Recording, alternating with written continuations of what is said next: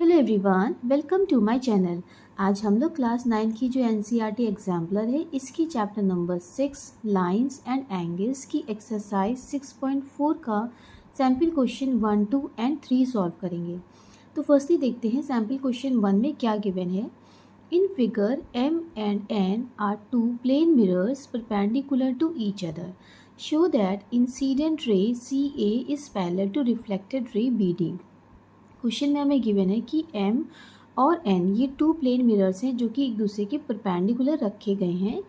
हमें प्रूफ कराना है या शो कराना है कि इंसिडेंट रे ये CA जो इंसिडेंट रे है this is parallel to reflected ray BD।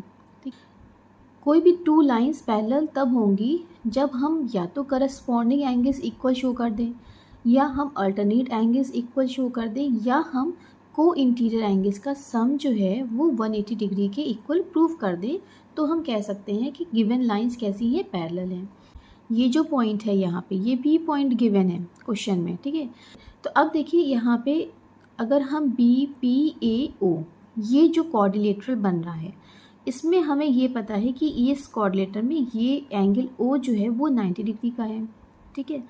और हमें एक चीज़ ये मालूम है कि देखिए ये तो हो गई इंसिडेंट रे, ये होती है रिफ्लेक्टेड रे एंड ये होती है नॉर्मल रे, ठीक है।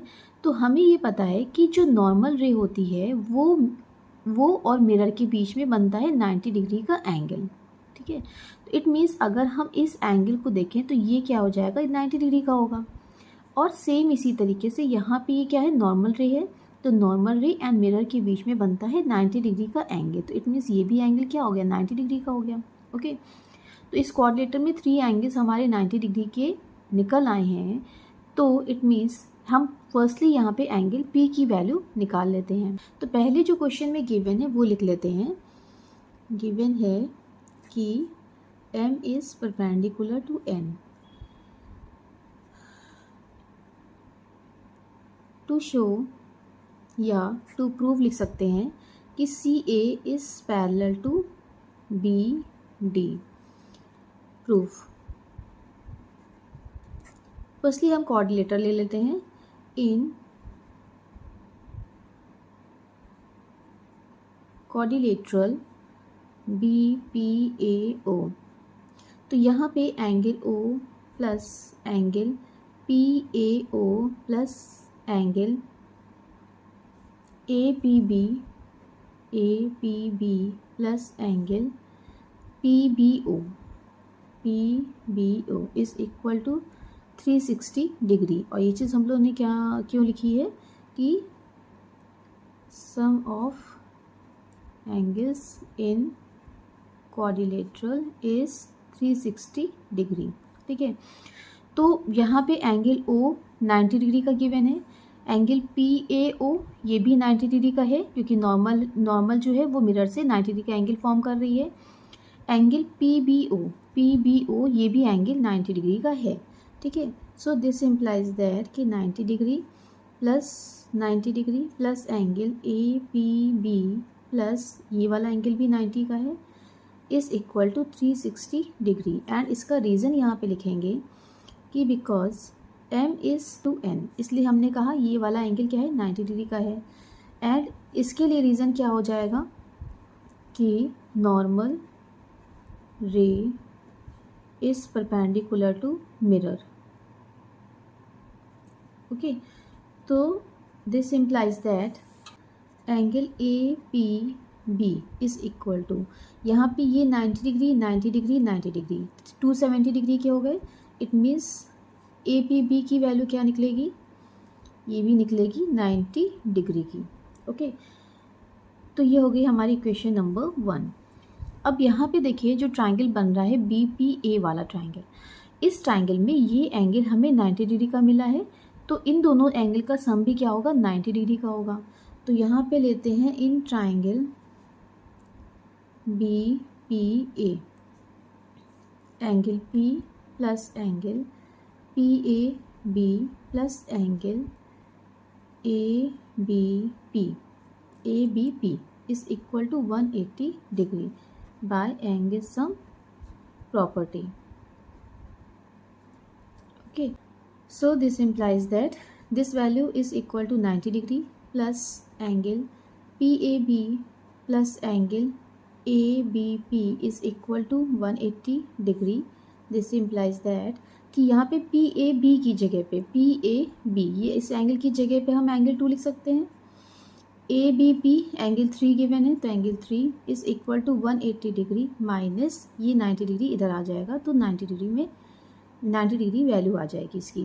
ठीक है, देन हम क्या करेंगे, यहाँ पे हमें एंगल 2 प्लस एंगल 3 की वैल्यू मिली है 90 डिग्री के इक्वल। यहाँ पे हम LHS एंड RHS दोनों में ही 2 से मल्टीप्लाई कर देंगे। ओके, तो यहाँ पे क्या हो जाएगा, twice of angle 2 plus twice of angle 3 is equal to twice of 90 degree, it means 180 degree. Okay, twice of angle 2 को हम 2 टाइम्स लिख लें, तो यहाँ पे एंगल 2 प्लस angle 2 and twice of angle 3 को भी हमने यहाँ पे 2 टाइम्स लिख लिया, is equal to 180 degree. Okay, तो यहाँ पे एंगल 2 की जगह पे हम एंगल 1 भी लिख सकते हैं, बिकॉज ये इंसिडेंट रे है and this is reflected ray. दोनों ही क्या हो जाता है, एंगल्स यहाँ पे सेम बनते हैं, है ना। तो हम एंगल 2 की जगह पे यहाँ पे एंगल 1 पुट कर देते हैं प्लस एंगल 2 प्लस, अब इसी तरीके से यहाँ पर भी एंगल 3 जो है वो एंगल 4 के इक्वल है। ठीक है, bye law of reflection.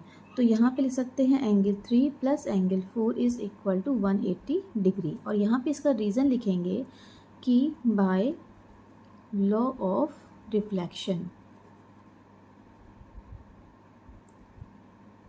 Okay, so this implies that अब angle 1 plus angle 2, angle 1 plus angle 2 को जब हमने ज्वाइन किया तो यहाँ पे हमें एंगल कौन सा मिला है, CAB वाला एंगल मिला है। ठीक है, तो यहाँ पे इसकी जगह पे हम लिख सकते हैं एंगल CAB प्लस एंगल 3 प्लस एंगल 4 की जगह पे यहाँ पे हमें कौन सा एंगल मिलेगा, 3 + 4 करेंगे तो हमें एंगल ABD मिलेगा।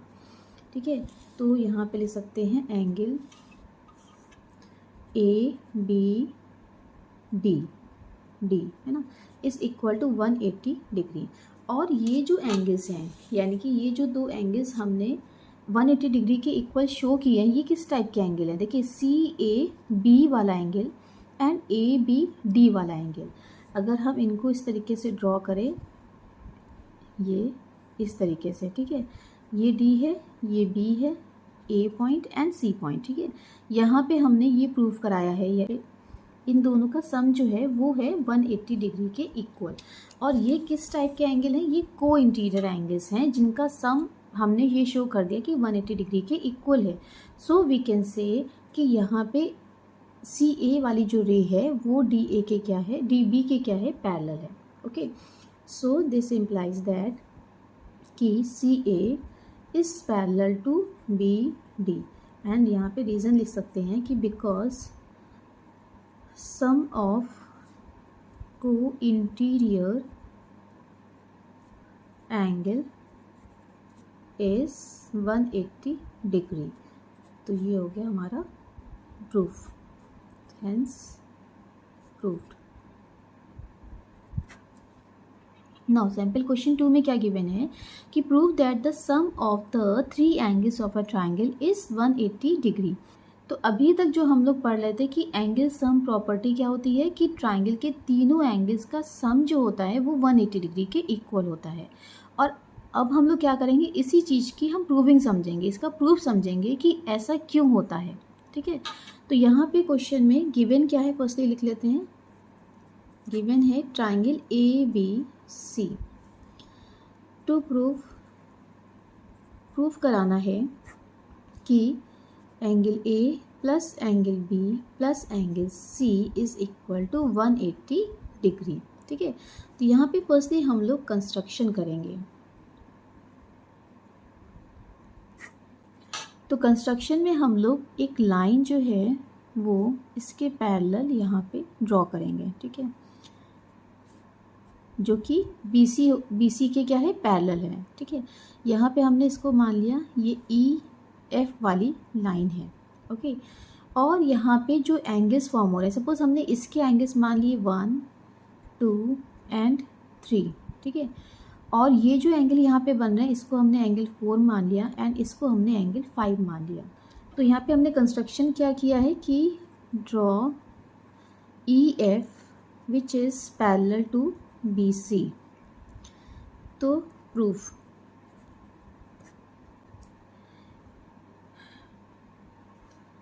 देखिए यहाँ पे हमने बाय कंस्ट्रक्शन ड्रॉ किया है कि EF is parallel to BC, है ना। तो एंगल 4 और एंगल 2 ये किस टाइप के एंगल हैं, ये अल्टरनेट एंगल्स हैं, क्योंकि EF जो है वो BC के पैरेलल है और यहाँ पे AB जो है वो ट्रांसवर्सल है, AB ट्रांसवर्सल है। तो इट मीन्स यहाँ पे बनने वाला एंगल इस एंगल के इक्वल होगा बिकॉज ये अल्टरनेट एंगल्स हैं। ओके, तो यहाँ पे लिख सकते हैं कि because EF is parallel to BC by construction, so this implies that कि angle 4 is equal to angle 2, ठीक है, because these are alternate angles and this is our equation number 1।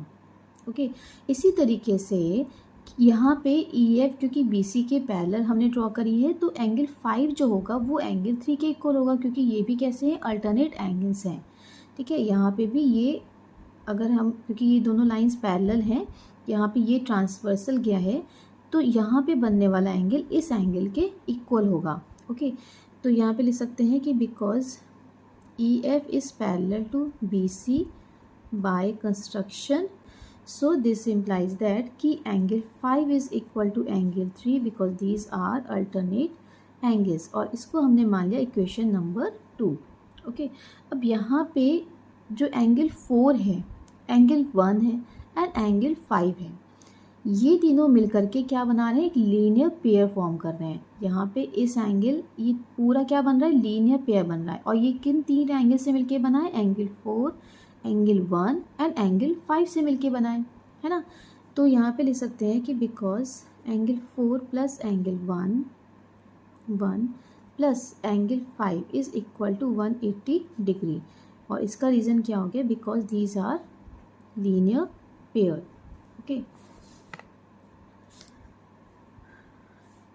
तो फ्रॉम इक्वेशन 1 एंड 2 हम क्या लिख सकते हैं, यहाँ पे एंगल 4 की जगह पे हम एंगल 2 लिख सकते हैं, ठीक है। एंगल 4 की जगह पे हमने एंगल 2 लिखा, एंगल 1 को हम एज इट इज़ रहने देते हैं, और एंगल 5 की जगह पे हम एंगल 3 लिख सकते हैं फ्रॉम इक्वेशन नंबर 2। तो angle 3 is equal to 180 degree, so this implies that कि एंगल 1 प्लस एंगल 2 प्लस angle 3 is equal to 180 degree. और वी कैन से यहाँ पे, क्योंकि हमें जो चीज़ प्रूफ करानी थी कि angle A plus angle B plus angle C is equal to 180 degree, ठीक है। तो ये हो गया हमारा प्रूफ, हेंस प्रूव्ड।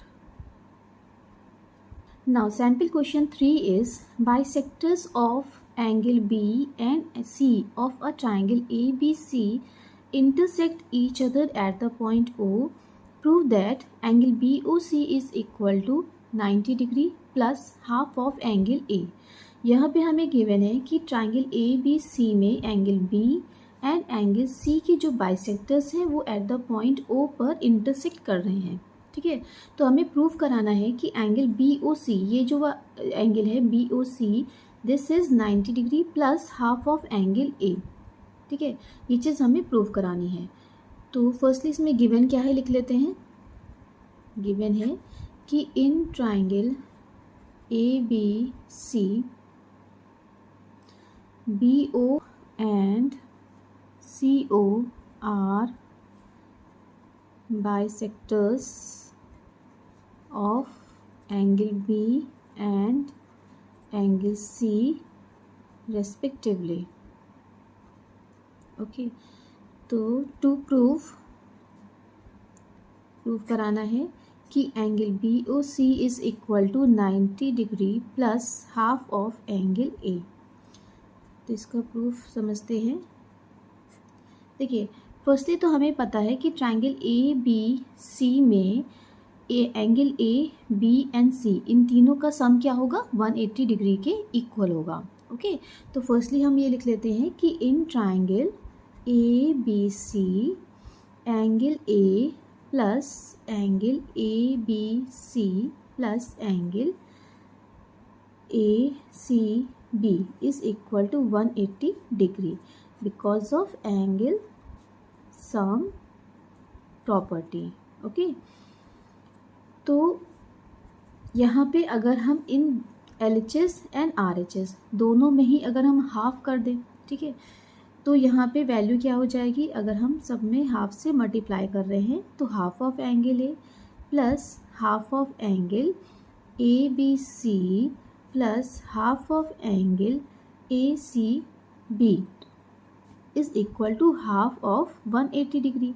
जब हमने LHS में किया है तो हमें RHS में भी हाफ करना होगा, तो यहाँ पे हाफ करने पे वैल्यू क्या आ रही है, 90 डिग्री आ रही है। ओके, अब यहाँ पे हमें रिजल्ट क्या मिलेगा, half of angle A plus, अब देखिए half of angle A B C का हाफ हम क्या लिख सकते हैं, एंगल ओ बी सी लिख सकते हैं। क्यों, क्योंकि यहाँ पे हमें बी ओ जो है वो एंगल बी का बाइसेक्टर गिवन है, बाइसेक्टर जो कि एंगल को इक्वली डिवाइड करता है। ठीक है, तो यहाँ पे half part A B C का हाफ पार्ट क्या हो जाएगा, एंगल ओ बी सी लिख सकते हैं। ठीक है, तो इसकी प्लेस पे हम लिखेंगे angle O B C plus, अब सिमिलरली यहाँ पे एंगल ए सी बी, इसका बाइसेक्टर हमें सी ओ गिवन है, तो सी ओ जब बाइसेक्ट कर रहा है तो इट मीन्स ये वाला एंगल क्या हो जाएगा, इस पूरे एंगल का हाफ हो जाएगा।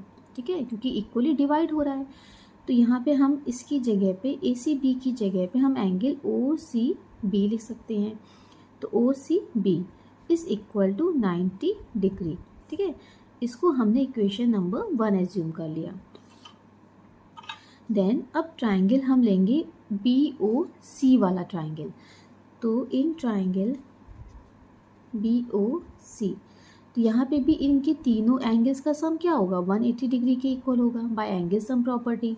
ओके, तो angle B O C plus angle O B C plus angle O C B is equal to 180 degree by angle sum property, और इसको हम लोग इक्वेशन नंबर 2 एज्यूम करते हैं। हम लोग क्या करेंगे, इक्वेशन 2 में से इक्वेशन 1 को सब्ट्रैक्ट कर देते हैं। ठीक है, तो यहाँ पे क्या लिखेंगे, सब्ट्रैक्टिंग